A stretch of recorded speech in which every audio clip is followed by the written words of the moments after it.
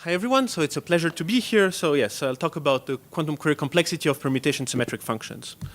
So, okay, so you've seen this in the previous talk, but okay, some people might just arrive and just also like to make sure we're all on the same page and just kind of talk a little bit about the query complexity model and kind of what's happening here. So we have a string x, so x1, xn, where each xi has values in 1 to m, and we have the function f, which has input set, let's say, some subset of the whole strings, and an output set, it's a bit, so it outputs something in 0, 1. And the goal is to compute f of x1 to xn for each x1 to xn for each string in this input set S. And the idea in this model is that we only have access, a query access to the string x, but infinite computational power. So we have this kind of black box, we don't know what's inside, and we feed it I, it gives you xi. So that's the only way we can access the input x, and apart from that, we have infinite computational power. So, okay, so and the question of query complexity is like given a function, what is the minimal amount of queries that we have to do to this black box to compute the value, the function f of x for each x in this input set S. So there are different kind of models. So there's the deterministic query complexity. So we have a deterministic algorithm, and we want it to work for all x. The randomized query complexity, where we have a probabilistic algorithm, so we can do randomized kind of queries, randomized index, or random i's, we can feed it and do random stuff apart from it. And here, we only require, because we have randomness, so it's kind of classical, we only require the algorithm to work with probably 2/3, but for all inputs. So that's kind of important for all inputs in S still, in this input set S. And the third model that, okay, here I guess interests us the most is the quantum query complexity model here. So what happens is that here we don't do this classical queries to x, but instead we do this quantum queries to x. So kind of there's a very natural and nice generalization of classical queries. And so here we give a ket I and a ket y, and it outputs ket I, ket y plus xi. And so like this, you can see that it's strictly stronger than classical queries, because you know if you query I and 0, it gives you I xi. If you just measure, then it will just be similar to a classical query. But you can also do more stuff. You can put these i's in superposition, and so you know you might potentially do something much stronger with quantum queries. And so the question is like, what's the power of quantum query complexity?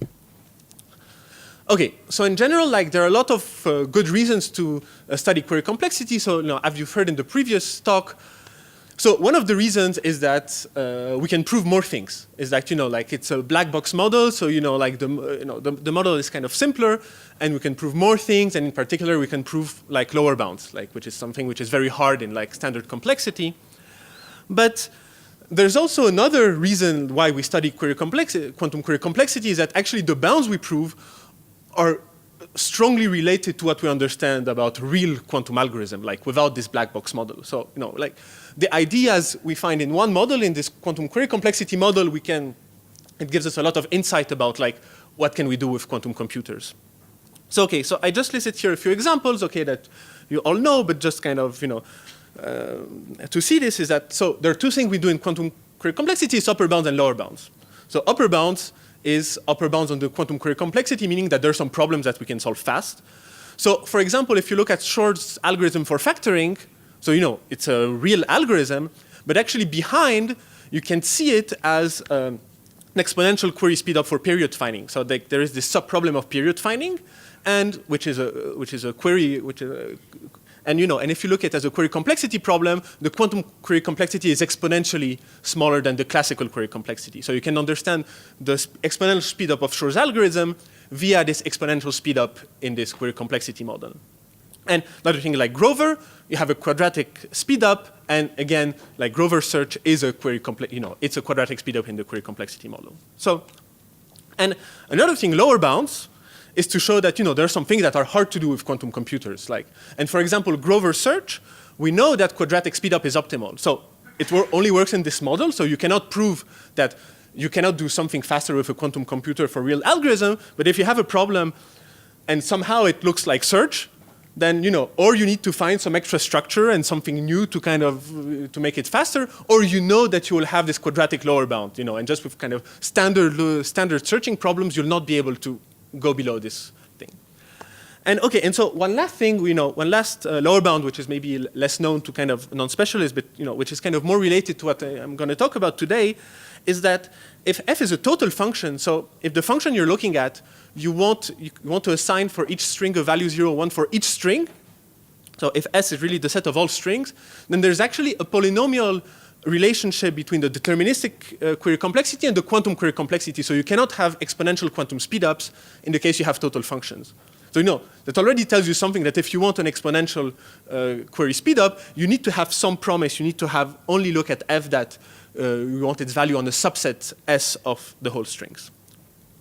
Okay, so today I'm going to talk about permutation symmetric functions. So what are permutation symmetric functions is if you take for all x in the S, for all pi, so pi, you take any permutation of the indices, so any permutation in one end, and you want f of x1 to xn, which is equal to f of x to pi 1, x to pi n. So basically, if you have f of x, of a string x, and you permute all the indices for any permutation pi, it has to give the same function.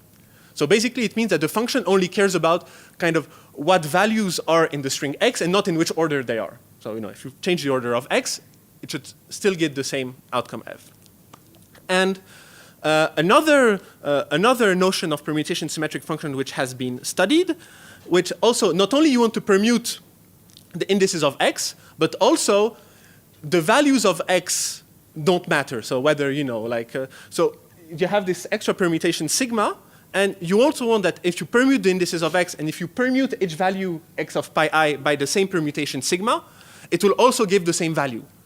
So for example, if a function, outputs, if f of x is 1, if the string is all 1s, then it should also give you 1 if the string is all 2s, or all 3s, or all 4s, or stuff like that, right? So all 1s and all 2s is kind of the same thing. So basically here, you're only interested in the number of occurrences of each xi, right? And also your permutation symmetric. So these are kind of the two standard definitions. And okay, so the same way that kind of, total functions, like you have this polynomial relationship between the deterministic and the quantum query complexity, actually for permutation symmetric functions, we already know that there is also a polynomial relationship between, okay, here the randomized, because this is something we cannot show for deterministic, it's just not true, but we know from a result by Arendts and Ambainis that there is a polynomial relationship between the randomized query complexity and the quantum query complexity. So, which is like this seventh, there's at most a 7th power difference between the randomized and the quantum with some polylog factors. Okay, so 7 is not clear where it comes from, but actually in the case where xi's are bits, so where m equal 2, actually we can bring this down to square.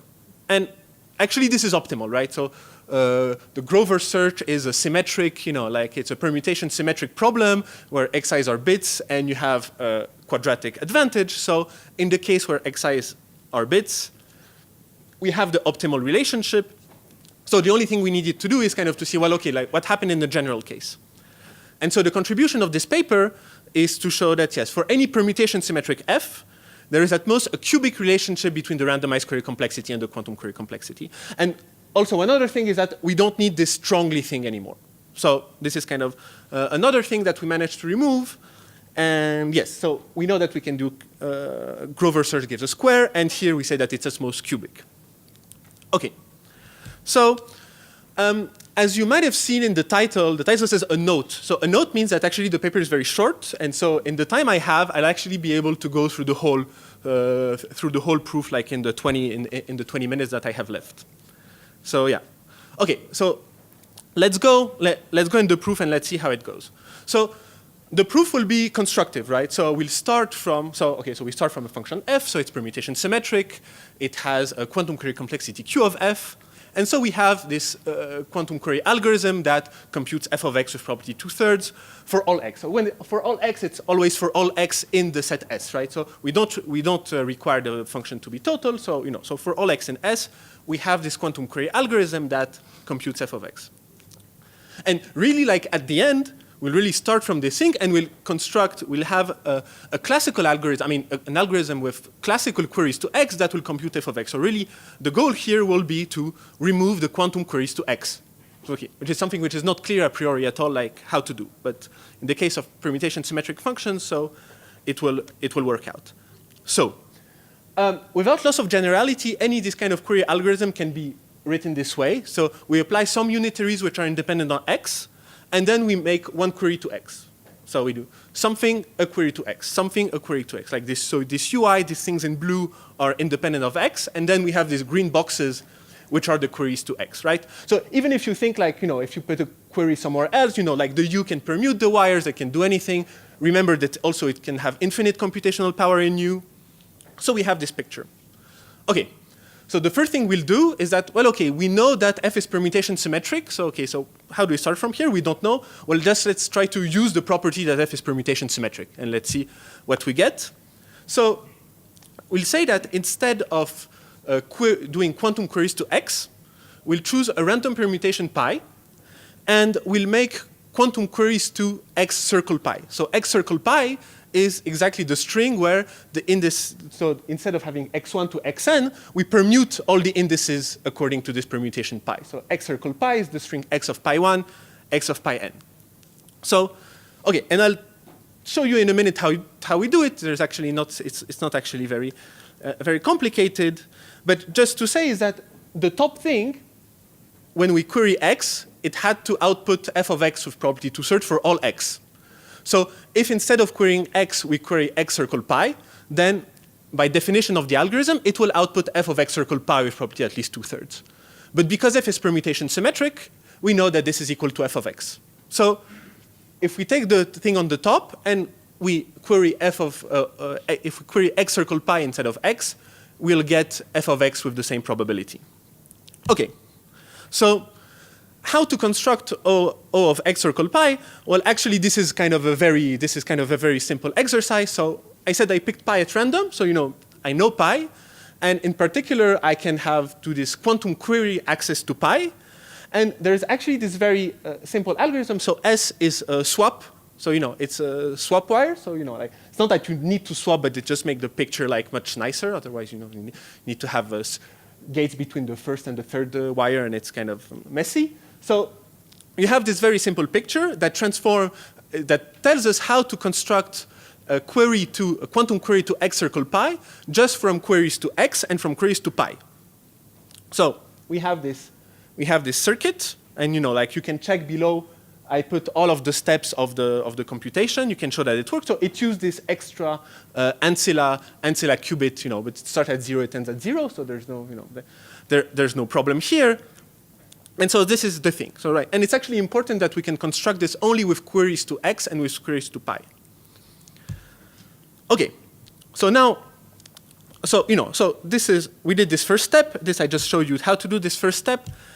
Okay, so now we had a permutation pi, and we said, okay, now, so this is kind of the main step of the proof, is that instead of choosing a random pi, we'll choose a random c with such that the image of c is 1,000th time q cube of f. So think 1,000th of a big constant, but think of 1,000 q cube like something small, right? So like this will be kind of the cases of interest.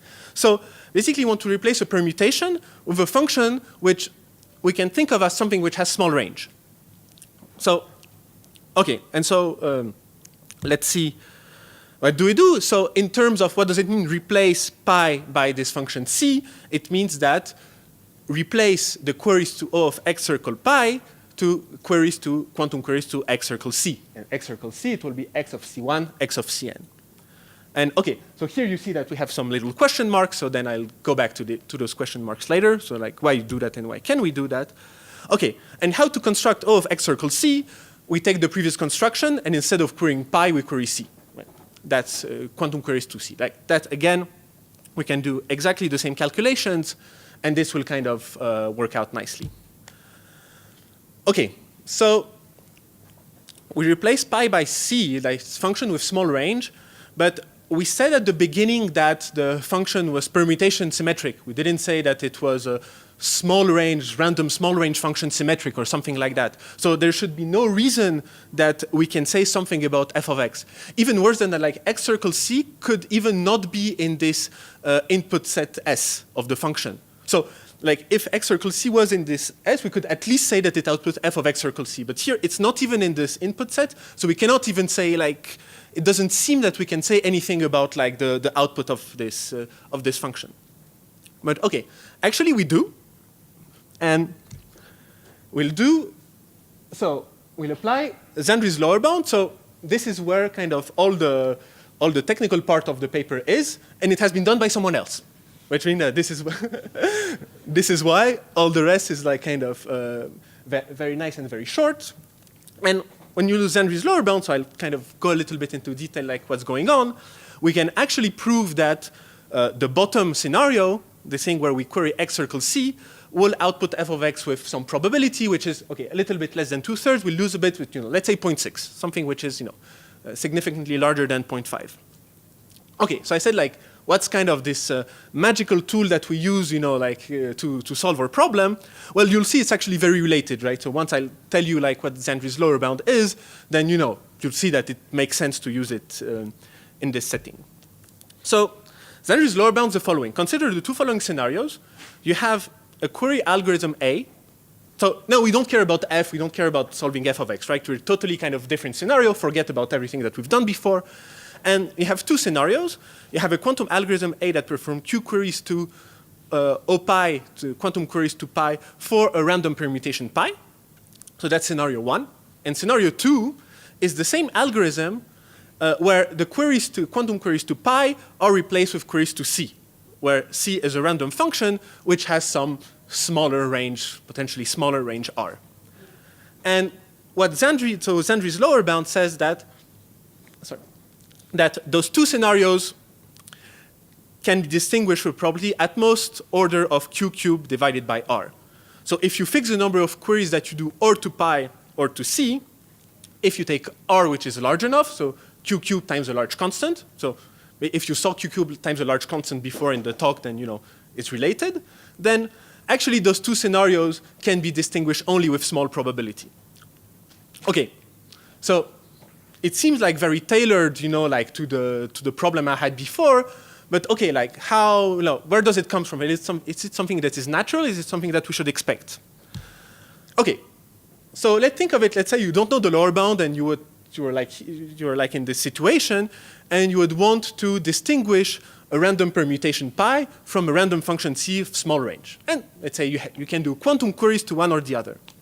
So C has small range, but apart from that, it's totally random. So in particular, it has no structure, right? So the only thing you can really take advantage of is this small range. And so what's kind of the natural way to try to distinguish, this pi and this C is to find a collision in C, meaning to find two inputs which will give the same output. Because we know that if we started from a permutation, then there's not going to be a collision, right? Whereas if we start from a function C with small range, then actually there are going to be quite a lot of these collisions, right? So we kind of have the hope to find one. And the quantum collision problem is actually a problem that we know very well. And there are some quantum bounds for quantum collision. Okay, so they're mostly in the worst case, but like very similar, like if I say that, like there's a cubic lower bound for quantum collision, then yes, everyone that already kind of looked at those problems know that, at least for in the random, something that looked like random setting, so we look at maybe 2-to-1, k-to-1 functions, maybe that's how this problem have been looked at before, but it's like very similar. It's really this kind of, this cubic lower bound seem like very natural. So quantum collision is a problem that we know very well. So we have this bound of Q cubed divided by R. We know it's tight. So these are the algorithms Brassard, Euler, and Tapp, like from the late 90s. So we know from the late 90s how to construct this algorithm for collision. And what essentially Zhandry's lower bound says is that you cannot do better than that. Then basically to distinguish between a random permutation and a random function with small range, essentially the best you can do is find a collision in C. I mean in your function, if you find one, it's C, and if you don't find one, then it's a random permutation. Okay, so this is Zhandry's lower bound. And okay, so now let's try to see like how we can apply this to our context. Well, we can apply this so we can directly apply this to our context. So the top context where we query X circle pi, we have this, so the green guys are queries to X, but now we don't care about them. And the purple guys are queries to O pi. And when we said that instead of querying this X circle pi, we query X circle C, we exactly said that we replace the purple boxes by the pink boxes. The purple boxes, the quantum queries to pi, with the pink boxes, the queries to C, or this random C. So it's really something that applies directly. So we have this two factor. So, like for this Q kind of boxes, each time there are two queries. So this is why we have this Q equals 2 Q of F. And we can distinguish both scenarios with order of this thing. And OK, I didn't kind of explicit what this order, but like it's not that large. So the thing, it will still be kind of small enough so that we can go from 2/3 to 0.6. If this 1,000, so I took the 1,000 so that, it's large enough so that the thing works. OK, so this is kind of how Zhandry's lower bound works. And OK, so let's make a small recap of what we did. So we started from a query algorithm. So we queried X. We had this QF queries to X, which outputs f of X. And first we computed, so we said, OK, we take a random permutation pi. We query X circle pi. Then we said we don't want really to query pi, but we want to query the C random function with this smaller range. And we have this construction below. And I say that, OK, you can output f of X. This circuit outputs f of X with probability 0.6 for all X in S. But apart from using, the definition of f, which is permutation symmetric, and a cool lower bound, we haven't achieved anything here yet, right? Because in this bottom scenario, you still have those little green boxes. And those little green boxes, they're queries to X. So the only thing I did is that I added some potential thing that look useless, some useless kind of pink boxes, and I reduced my probability of success. But actually, so it seems that we didn't do much, but actually we were very close to the end. So from here, actually let's see like how this construction allows us to conclude. So so now I rederive like those lists. This thing, I just put them back, so in this one box of X circle C, so it's the same thing. OK, so now we don't want to quantum query X, we want to query X circle C. But the string X circle C as a string, if you know C, it can be fully characterized by the function C and the values xi for I in the image of C, right? I mean, each guy, right, by definition of X circle C. So, and knowing the values xi for I, which is in the image of C, well, require as much queries as the image of C, right? By definition, and there are 1,000 times Q cube, like this size is 1,000 Q cube of F, and you can do this classically, right? All the values xi, you can do it with classical queries.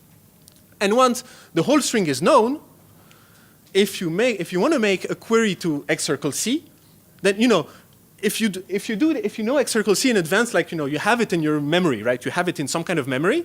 So if you want to query X circle C, you just look at your own query. You don't need to query X anymore, like this black box. You have your own thing that will replace this. So once X circle C is known, then these boxes don't require any additional queries, right? And this works for the classical setting. And I mean, OK, if you want to do quantum queries, then again, you have X circle C in your quantum memory, and you do this kind of access in superposition to your quantum description of X circle C, right? So this will work out. So kind of the final step of this of the thing is really to apply what I just said. Is that so we started from this C that we know, and we pre-compute the whole string X circle C with those classical queries at the beginning. And now when we make a quantum call to X circle C, because we already know all the string, we don't require some extra queries to X. Right. So basically this green stuff, which were kind of the queries to X, we shifted them all to the beginning, and on the top they're quantum, and afterwards on the left they are classical. So, OK, and so that's it, right? So once we're there, like once you have this picture, we're done. So what we did is that we just constructed this quantum algorithm that makes like 1,000, like order Q cube classical queries to X that compute f of X with probability 0.6. So, OK, maybe for those of you not familiar, sure, like my algorithm is still quantum, but like, right, this guy, the bottom thing, it's still theoretically quantum, but it's quantum on the parts which are not the queries. And we said that for everything that's not the queries, you can have infinite computational power. That includes quantum, right? So yeah, so that's still fine. And so we have this bound, and this implies this cubic relationship between the randomized query complexity and the quantum query complexity, right? OK, so here it's 0.6 instead of 2/3. You can just repeat it several times. Like you can boost up this probability. That's not a problem. And so there's something which is really nice, but that is that you use the lower bound for a specific problem for distinguishing a random permutation from a random function with small range, for proving lower bound for all permutation symmetric functions, right? So that's something which is really nice. And actually, this was already the case in the Aronson and Bainis paper, which was based on the quantum lower bound for set equality. And actually, the best lower bound of quantum lower bound for set equality was also a lower bound by Zhandry, and it's actually very, very similar, right? I mean, we're really close to saying that we're kind of using the same bound or the kind of the same underlying technique, right? So it's very, so kind of very similar lower bound that we're using. And so what's interesting is that in this paper they said, look, we're using this lower bound for set equality to prove a lower bound for all permutation symmetric function. That's why we have that might be a reason why we have this seventh gap, right? And because if we want to have tighter bounds, we should look at more general techniques and not just look at a particular problem.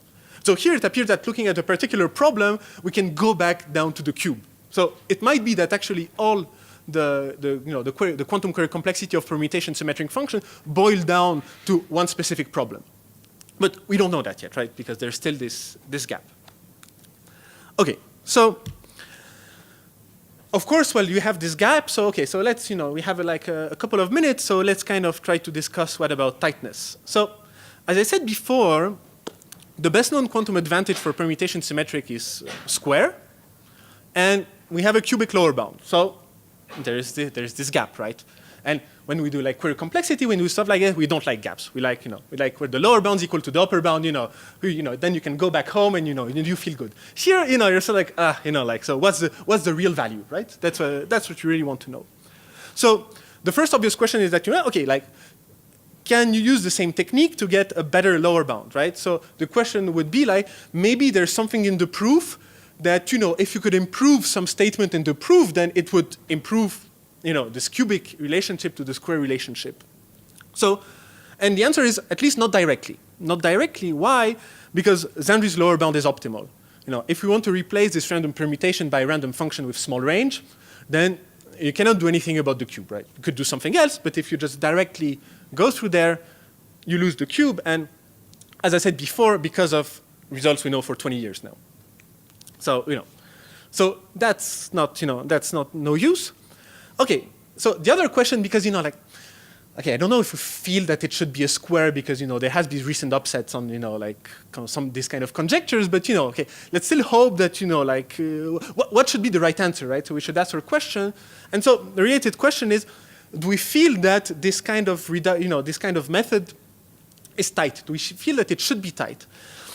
And the answer, and there is a way where I can see that this reduction is a little bit lossy. So suppose I do something stupid. I want to construct a randomized query algorithm from a randomized query algorithm, meaning that I do exactly what I did, but instead of starting from a quantum query algorithm, I start from a randomized query algorithm. So I have classical queries to X, I take this permutation pi, I replace pi with this function of small range, and I retrieve a new kind of randomized algorithm with classical queries. So if I do this, I'd have to use kind of Zhandry's equivalent of the lower bound, which is kind of the lower bound for collision, the classical lower bound for collision, and I will lose a square there. So somehow, it seems that we lose something. So in the quantum case, it seems a little bit at least a little bit better in the setting that we know we don't lose a square. We use at most this 3/2 kind of exponent between the cubic and the quadratic. But this is a hint that there might be some losses in the technique still, and that somehow might be that there might be another way, and that somehow this cube might not be optimal. But okay, we still don't know, right? I mean, that's not that's just a hint, right? It's not a proof of anything. Okay, and so there are several open questions in this, like in this topic, but I'll just put like the obvious open question is to to close the gap and to sleep well at night, right? And so on this, I'll conclude. Thank you very much.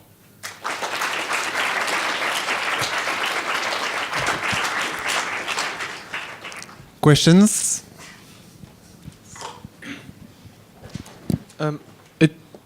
It seems that the bound you actually show works for non-adaptive randomized Okay, queries. so I didn't talk about it because like I had my mind was I had mixed feelings about a lot of the things. Yes. So what happens is that the queries we get here, they're not adaptative. It's meaning that you just pick a random set and you just query everything at once.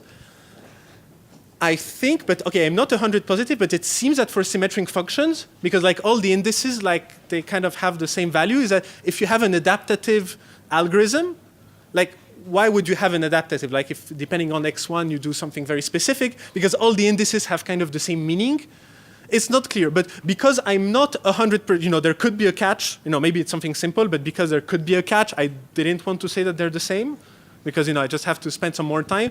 But yeah, so it feels that there should be the same, but maybe not.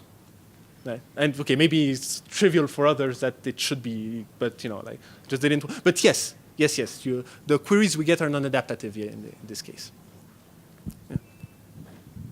Yeah. So can you do anything if you only assume that the function is defined on a set which is kind of permutation symmetric? No, so that would be one of the, this is also kind of one of the open questions, like more like strictly related to this problem. So if you apply this technique, you would get like this is like even like this first thing, like it's wrong. Yeah, so this becomes wrong. So somehow you can compute the most likely x under permutation, right? But I mean, so yeah. So like this would be like a natural generalization, to prove, and we don't know like with this technique like how to do it.